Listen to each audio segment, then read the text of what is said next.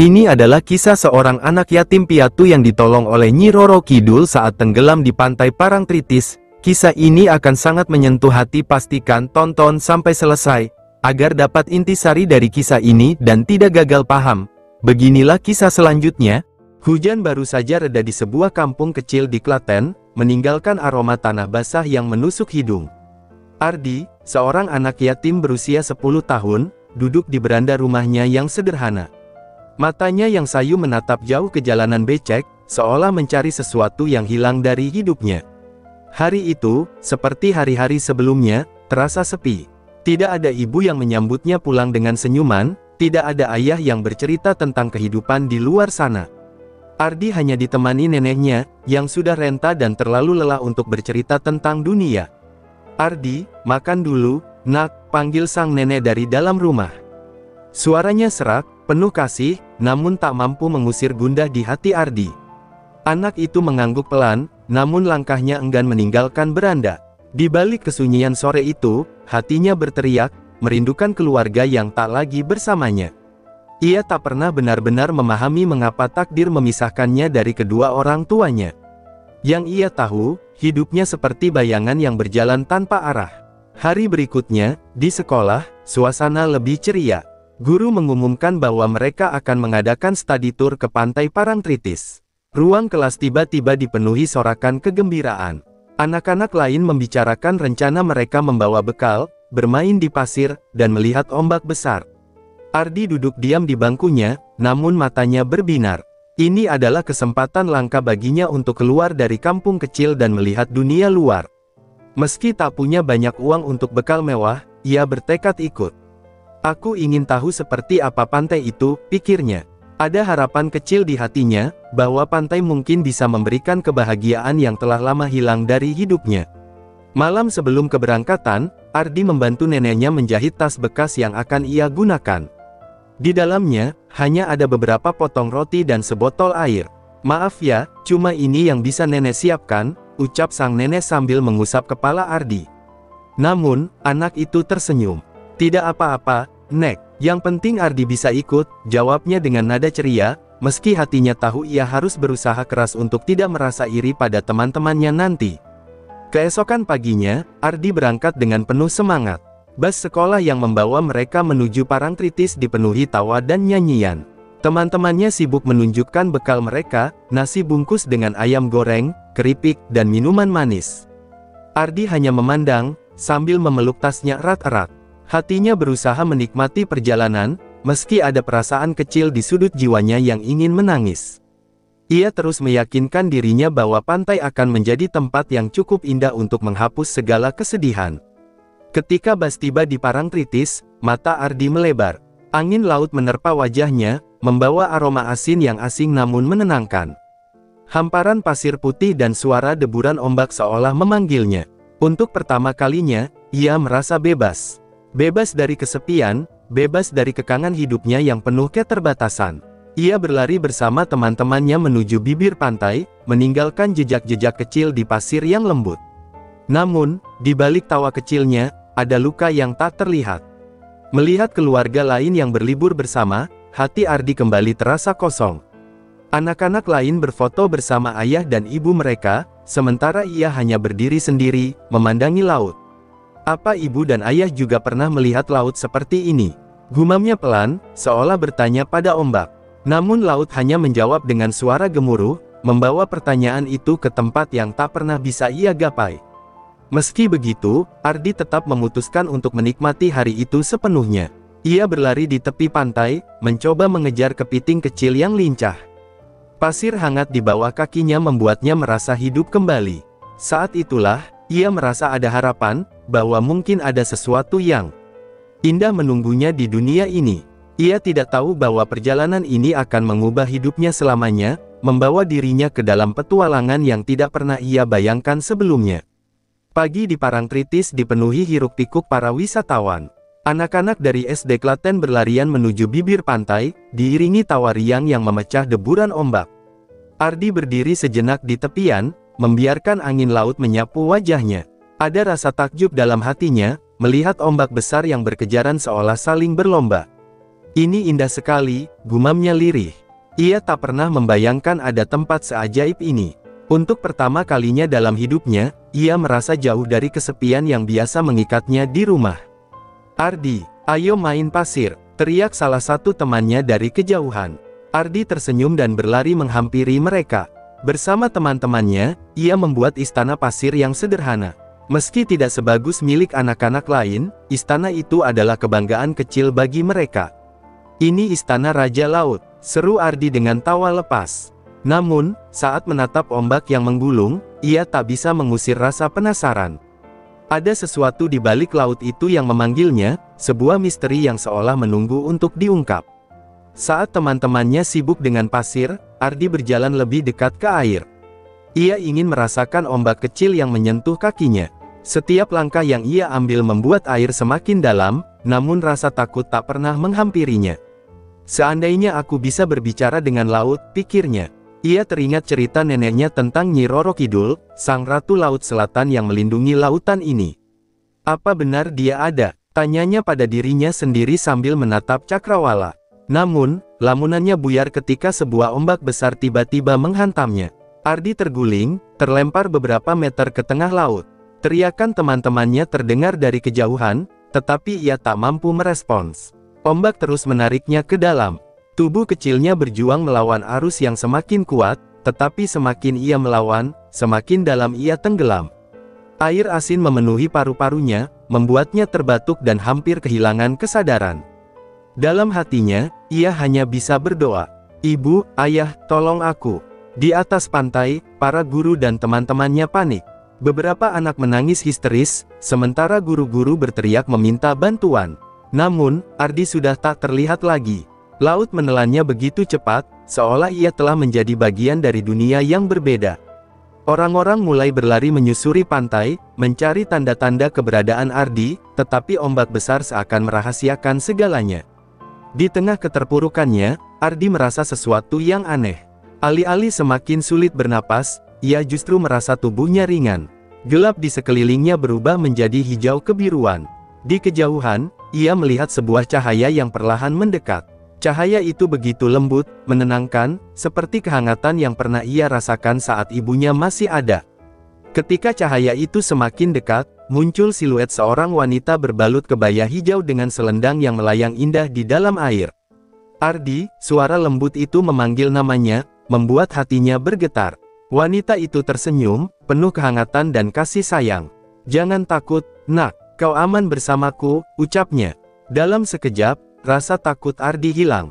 Wanita itu membelainya, seperti seorang ibu yang melindungi anaknya. Siapa kau?" tanya Ardi dengan suara gemetar. Wanita itu tidak menjawab, tetapi membawa Ardi dalam pelukannya. Ia membawanya menjauh dari gelap dan arus yang mencekam. Ketika Ardi membuka matanya, ia tidak lagi berada di tengah laut. Ia kini berada di sebuah tempat yang luar biasa.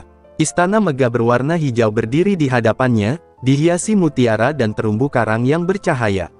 Air di sekitarnya terasa hangat, meski ia tahu ia masih berada di bawah laut. Wanita itu berdiri di sampingnya, matanya bersinar penuh kelembutan. "Kau sekarang berada di tempat yang aman, Ardi," ucapnya. "Selamat datang di istanaku." Bab ini berakhir dengan rasa takjub dan kebingungan di hati Ardi. Ia tahu hidupnya tak akan pernah sama lagi. Petualangannya baru saja dimulai, bersama Sang Ratu Laut Selatan. Ardi berdiri terpaku di depan istana megah yang tak pernah ia bayangkan dalam hidupnya. Cahaya dari mutiara yang tertanam di dindingnya memantulkan kilauan lembut di air, menciptakan suasana magis yang membuatnya merasa kecil dan tak berarti. Wanita berbalut kebaya hijau berdiri di sisinya, senyumnya penuh kehangatan. "Kau tidak perlu takut, Ardi," ucapnya lembut. "Aku adalah Nyi Roro Kidul, penjaga lautan ini." Nama itu membuat tubuh Ardi gemetar. Ia teringat cerita-cerita neneknya tentang Sang Ratu Laut Selatan, sosok penuh misteri yang sering dianggap hanya mitos. Kenapa ibu menyelamatkan saya?" tanya Ardi dengan suara yang hampir tak terdengar. Matanya menatap ke bawah, takut bertemu dengan tatapan wanita anggun itu. Nyi Roro Kidul tersenyum, menundukkan tubuhnya agar sejajar dengan Ardi. "Laut tidak pernah membiarkan jiwa-jiwa murni seperti milikmu tenggelam tanpa alasan. Kau memiliki hati yang kuat, meskipun hidupmu penuh dengan kehilangan, jawabnya. Kata-kata itu menusuk hati Ardi, mengingatkan kembali pada kesepiannya, namun kali ini ia merasa ada seseorang yang benar-benar memahami perasaannya. Sang ratu menggandeng tangan Ardi, membawanya masuk ke dalam istana. Di dalam, keajaiban lain menanti. Aula besar dihiasi lampu-lampu kristal yang berpendar lembut, sementara ikan-ikan berwarna-warni berenang bebas di sekitarnya. Ardi memandang semuanya dengan mata penuh kekaguman. Ini semua seperti mimpi, gumamnya. Nyai Roro Kidul tertawa kecil. Ini bukan mimpi, Ardi. Ini adalah rumahku, dan mulai sekarang, ini juga bisa menjadi rumahmu jika kau menginginkannya. Ucapan itu membuat Ardi bingung. Rumahku, tanyanya ragu. Sang ratu mengangguk. Aku tahu hidupmu di daratan penuh dengan kesepian. Aku bisa merasakannya dari jiwamu. Kau tidak perlu merasa sendirian lagi di sini. Kau bisa tinggal bersamaku. Tawaran itu terdengar seperti jawaban atas doa-doa yang selama ini ia panjatkan. Namun, di balik rasa bahagianya, ada keraguan yang menyelinap di hatinya. Apakah ia benar-benar pantas mendapatkan kebahagiaan ini? Nyai Roro Kidul mengantar Ardi ke sebuah ruangan kecil di dalam istana. Di sana, sebuah tempat tidur dengan selimut berbahan halus telah disiapkan. Istirahatlah, nak. Laut telah mengambil banyak energimu, dan kau butuh waktu untuk pulih, katanya sambil membelai kepala Ardi. Sentuhan itu terasa seperti sentuhan seorang ibu yang sudah lama dirindukan Ardi.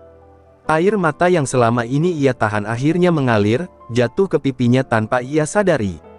Terima kasih, bisiknya lirih, sebelum tubuh kecilnya menyerah pada kelelahan dan tertidur. Dalam tidurnya, Ardi bermimpi. Ia melihat dirinya bermain di pantai bersama seorang wanita yang ia yakini sebagai ibunya. Tawa mereka menggema, membawa kehangatan yang selama ini hilang dari hidupnya. Namun, ketika ia mencoba meraih tangan ibunya, ombak besar datang dan memisahkan mereka. Ardi terbangun dengan napas terengah-engah, jantungnya berdegup kencang. Ia memandang sekeliling, memastikan dirinya masih berada di istana bawah laut. Sang ratu muncul di pintu ruangan, senyumnya lembut seperti biasa. Mimpi buruk, nak? Tanyanya. Ardi mengangguk pelan. Aku bermimpi tentang ibu, dan ombak yang memisahkan kami, jawabnya dengan suara parau. Nyai Roro Kidul mendekat, duduk di sampingnya. Laut adalah tempat penuh misteri, Ardi. Ia bisa menjadi penyembuh, tetapi juga pengingat. Namun, kau tidak perlu takut. Selama kau di sini, tidak ada yang bisa menyakitimu. Lagi, Ardi menatap sang ratu dengan penuh rasa terima kasih, meski hatinya masih dipenuhi pertanyaan. Apakah ini benar-benar tempatnya? Apakah ia harus meninggalkan dunia yang selama ini ia kenal? Meski tak ada jawaban yang pasti, ia tahu satu hal, untuk pertama kalinya, ia merasa diterima, merasa memiliki keluarga. Namun, ia juga tak menyadari bahwa petualangannya di dunia bawah laut baru saja dimulai.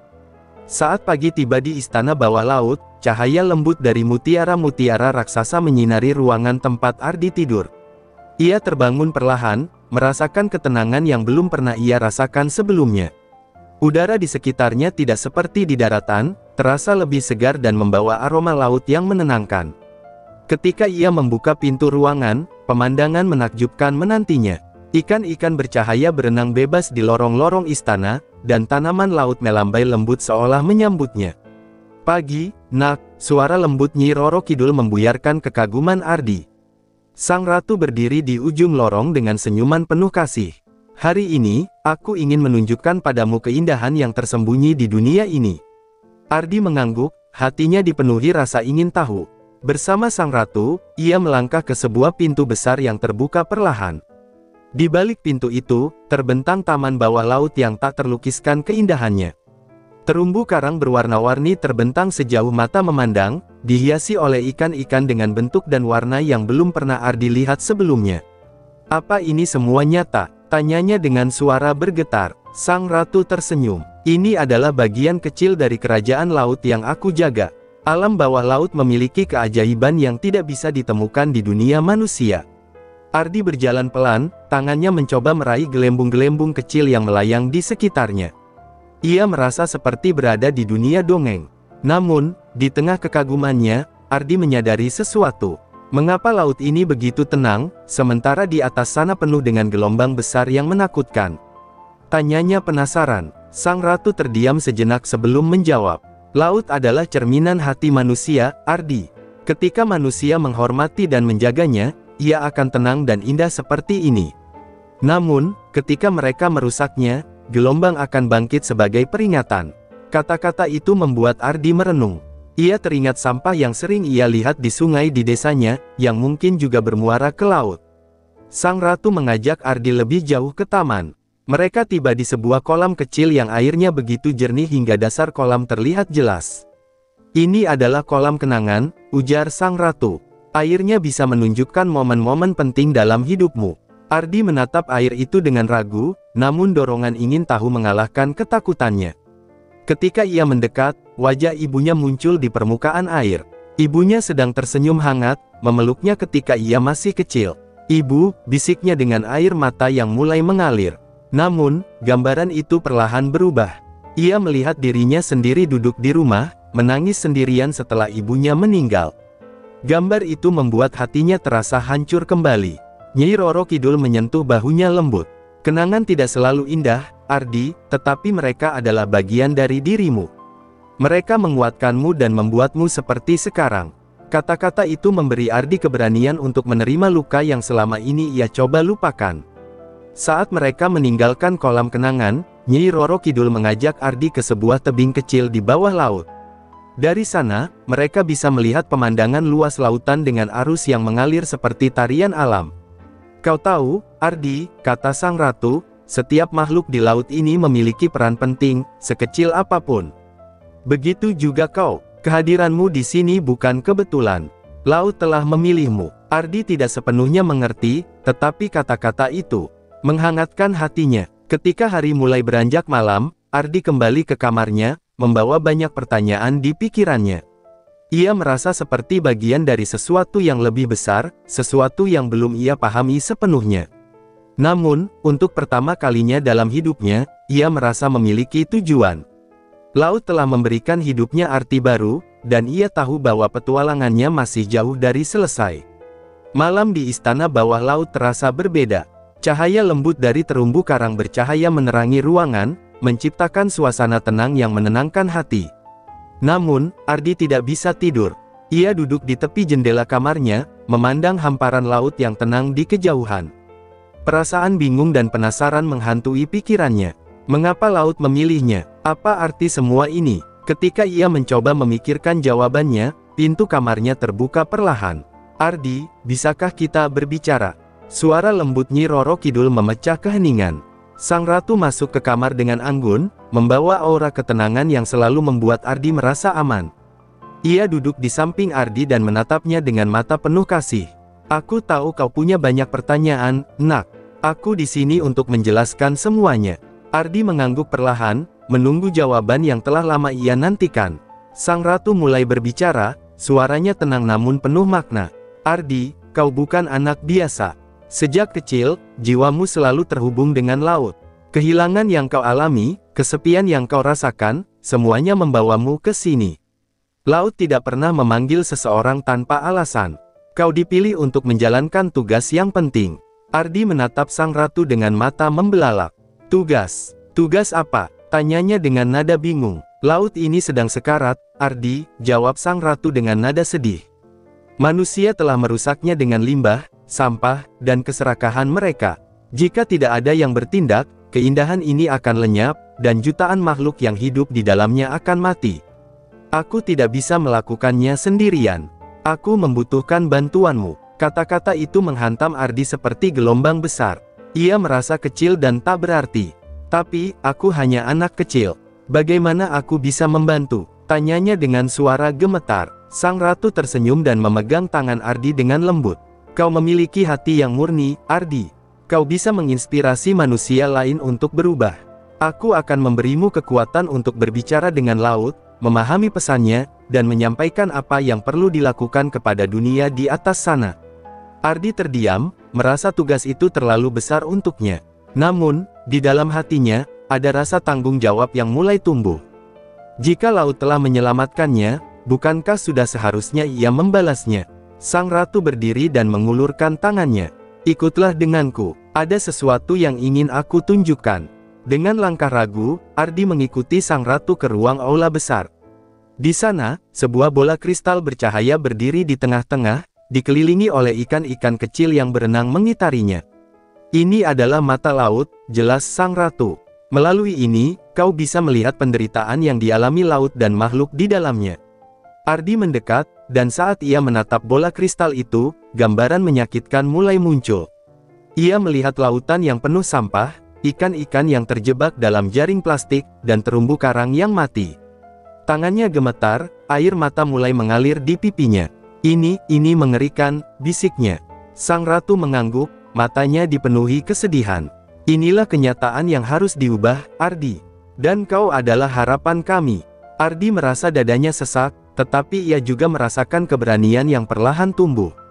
Ia menatap sang ratu dengan mata penuh tekad. Aku akan membantu, Bu. Aku tidak tahu bagaimana, tetapi aku akan mencoba. Sang ratu tersenyum, kebanggaan terpancar dari wajahnya. Kau tidak sendiri, Ardi. Aku dan seluruh lautan akan selalu ada di sisimu. Malam itu, Ardi tahu bahwa hidupnya tidak akan pernah sama lagi. Ia kini adalah pembawa pesan laut, penjaga harapan bagi dunia yang hampir kehilangan keindahannya. Pagi di istana bawah laut tidak seperti pagi biasanya. Nyi Roro Kidul mempersiapkan sesuatu yang penting untuk Ardi. Ia berdiri di aula besar, di hadapannya terdapat kolam kecil yang memancarkan cahaya biru keperakan. Ardi berdiri tak jauh darinya, wajahnya penuh dengan rasa ingin tahu dan sedikit gugup. Ardi, kata sang ratu dengan suara lembut namun tegas, hari ini aku akan memberimu kekuatan laut. Kekuatan ini akan membantumu memahami pesan lautan dan menyampaikan suaranya ke dunia manusia. Ardi melangkah mendekat, menatap kolam kecil yang seolah hidup dengan pusaran air di dalamnya. Apakah ini akan sakit? Tanyanya dengan nada ragu. Nyi Roro Kidul tersenyum menenangkan. Tidak, nak, kau hanya perlu membuka hatimu dan menerima apa yang laut ingin berikan. Ardi mengangguk, meskipun jantungnya berdegup kencang. Ia menutup matanya, mengikuti instruksi sang ratu, dan membiarkan dirinya tenggelam dalam keheningan. Saat tangan Nyi Roro Kidul menyentuh kepalanya, Ardi merasakan gelombang energi mengalir melalui tubuhnya. Pemandangan di sekelilingnya berubah. Ia melihat lautan dari sudut pandang yang berbeda, merasakan setiap arus, mendengar bisikan makhluk-makhluk laut, dan memahami keindahan serta penderitaan yang tersembunyi di bawah permukaannya. Tubuhnya terasa ringan, namun pikirannya dipenuhi suara-suara yang tak pernah ia dengar sebelumnya. Aku bisa mendengarnya, suara laut, suara ikan-ikan, bisik Ardi, matanya terbuka lebar dengan ekspresi takjub. Sang ratu mengangguk, wajahnya penuh kebanggaan. Itulah kekuatanmu sekarang, Ardi. Kau telah menjadi bagian dari laut. Kau bisa berbicara dengan mereka, merasakan apa yang mereka rasakan, dan menyampaikan pesan mereka kepada dunia di atas sana. Namun, kebahagiaan itu segera bercampur dengan rasa sakit. Ardi mendengar jeritan-jeritan makhluk laut yang menderita akibat ulah manusia. Ia melihat penyu yang terjebak dalam jaring plastik, paus yang kelaparan karena lautan penuh sampah, dan terumbu karang yang hancur akibat pencemaran. Air matanya mengalir tanpa henti. Ini terlalu berat, katanya dengan suara gemetar. Bagaimana aku bisa menyelamatkan mereka semua? Nyi Roro Kidul mendekatinya, membelai rambutnya dengan lembut. Tidak ada yang mengatakan bahwa ini akan mudah, Ardi. Tetapi kau tidak harus melakukannya sendirian. Perubahan dimulai dari satu langkah kecil, dan kau akan menjadi pemimpin dari langkah itu. Kata-kata itu memberi Ardi kekuatan. Ia menghapus air matanya, meski hatinya masih terasa berat. Apa yang harus aku lakukan pertama kali? Tanyanya dengan suara yang lebih mantap. Sang ratu menunjukkan sebuah peta kecil yang melayang di udara. Ini adalah perairan tempat laut sangat menderita. Kau akan memulai perjalananmu dari sini, membawa pesan laut kepada mereka yang mau mendengar. Mulailah dari orang-orang terdekatmu. Kau tidak perlu berjuang melawan semuanya sekaligus, cukup fokus pada satu hal yang bisa kau ubah. Ardi mengangguk. Meski masih merasa ragu, ia tahu bahwa ia tidak bisa mundur. Hari itu menjadi awal perjalanan baru bagi Ardi. Dengan kekuatan yang baru ia miliki, ia tahu bahwa tugas ini tidak hanya tentang menyelamatkan laut, tetapi juga tentang menyelamatkan dirinya sendiri dari kesepian dan ketakutan yang selama ini membelenggunya. Dunia manusia menanti kembalinya Ardi, tetapi ia tidak lagi sama. Ia adalah suara laut, pembawa pesan yang akan memperjuangkan keindahan dunia yang telah menyelamatkannya. Angin lembut berembus dari permukaan laut, membawa aroma asin yang mengingatkan Ardi pada rumah. Ia berdiri di tepi istana bawah laut, memandangi pilar-pilar kristal yang kini telah menjadi bagian dari hidupnya. Namun, saat ini, tugas baru memanggilnya untuk kembali ke daratan. Nyi Roro Kidul berdiri di sisinya, mengenakan kebaya hijau yang berkilauan. "Ardi," katanya lembut, "waktunya telah tiba. Kau harus kembali ke dunia manusia dan membawa pesan laut kepada mereka." Ardi terdiam, menatap ombak yang berkilauan di kejauhan. Ia merasa berat meninggalkan keindahan dan kedamaian dunia bawah laut. Di sini, ia menemukan rumah yang tak pernah ia rasakan sebelumnya. "Bagaimana jika mereka tidak mau mendengar?" tanyanya pelan. Sang ratu tersenyum penuh pengertian.